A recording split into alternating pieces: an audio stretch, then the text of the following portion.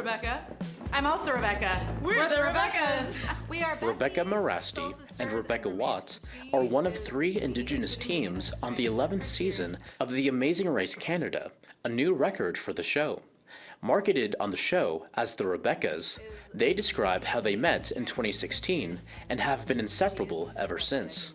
So Rebecca and I met in 2016 in Calgary at a Indigenous fashion show called Otapiaki. And we were doing a fitting/model call, and they called Rebecca, and we both stood up, and the rest is history. As Indigenous women from northern communities, Watts from Petskay First Nation in Wrigley Northwest Territories, and Morasti from Flying Dust First Nation in Meadow Lake, Saskatchewan, they are taking the responsibility of representing Indigenous people seriously while on the show. I would say one of the biggest motivating factors for me to be on the show, and I would probably say for Rebecca too, is just to be that representation that we haven't seen growing up for Indigenous youth and just Indigenous people altogether.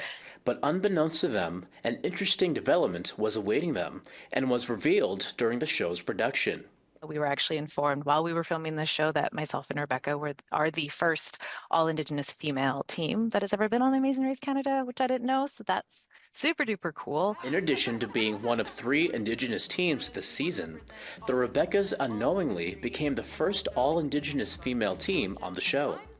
Rebecca Watts speaks on this surprise opportunity for representation.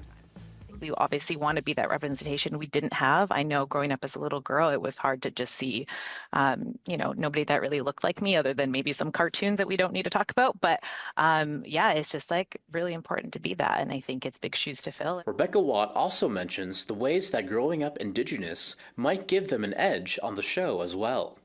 I think both of us being raised in small communities, just literally running around in the bush, kind of like we both did, we don't fear a lot. And we kind of just face things head on. So I think that definitely helps us. And again, that strength, that resilience, not even just like from us, from our ancestors, from our parents, from our community, just give us that strength to push forward through anything. After getting to know the Rebeccas, we had one last question for them. What will you do if you win the $250,000 grand prize? Honestly, the thing that I would do is share it with my family. Share the wealth. Yeah, I'm exactly the same boat. Good answer. Good answer. Bruce de la Cruz, APTN National News, Yellowknife.